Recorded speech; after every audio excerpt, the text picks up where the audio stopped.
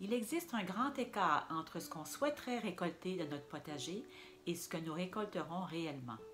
Avant de faire la sélection de nos légumes, il y a plusieurs facteurs à considérer. Premièrement, l'espace. Ne sélectionnez pas plus de légumes que ce que votre espace peut contenir. Vaut mieux en planter moins que trop, quitte à remplir les trous avec des annuelles ou des fines herbes. Si votre espace est restreint, choisissez plutôt des variétés qui sont plus productives par rapport à la superficie. Ensuite, l'ensoleillement. Pour développer toutes les saveurs, la plupart des légumes ont besoin d'au moins 6 heures de soleil direct par jour. Par contre, certaines variétés sont moins exigeantes et peuvent même convenir dans une zone semi-ombragée.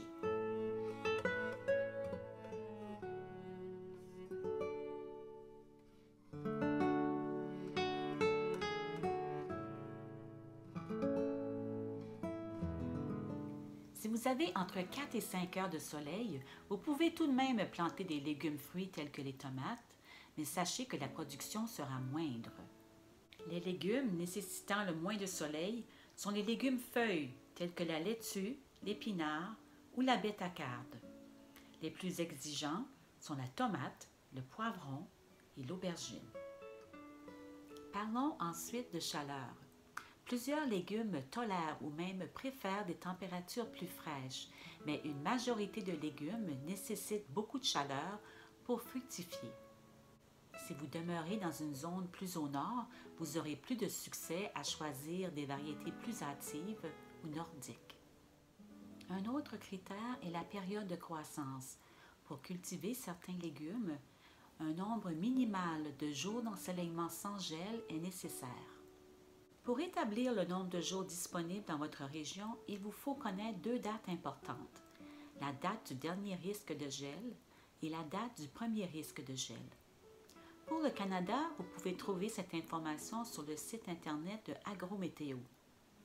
Mais si vous allez sur votre engin de recherche et tapez votre ville et date du dernier gel, vous devriez obtenir l'information assez facilement. Dans ma région, la date du dernier gel est vers le 10 juin et la date du premier gel vers le 15 septembre, ce qui me donne 96 jours sans gel. Je ne peux pas considérer des variétés de légumes telles que le poireau ou le panais qui, eux, prennent 100 jours et plus avant de venir à maturité.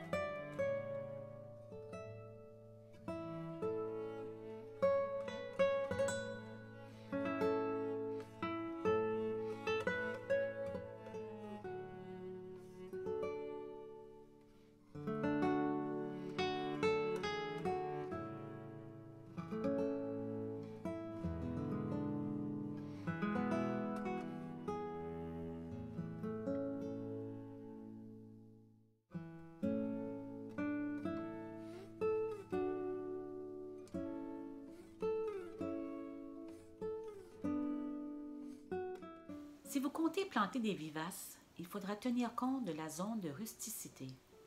Il s'agit d'une division du territoire en zones de croissance selon différents critères, tels que la température minimale en hiver, la température maximale en été et les précipitations. Plus le chiffre est élevé, plus la température est chaude et plus la saison de culture est longue. Chaque zone est divisée en A et B, B étant légèrement plus chaud que A. Mais revenons à nos légumes. Il nous faut choisir les légumes en fonction de l'espace que nous avons, ainsi que de leurs besoins en ensoleillement et en croissance. Lisez bien vos sachets de semences et assurez-vous que la période de croissance correspond bien à votre zone. Si vous achetez à la jardinerie, informez-vous auprès des préposés. La plupart des jardineries vont offrir que les variétés qui sont bien adaptées à leur région.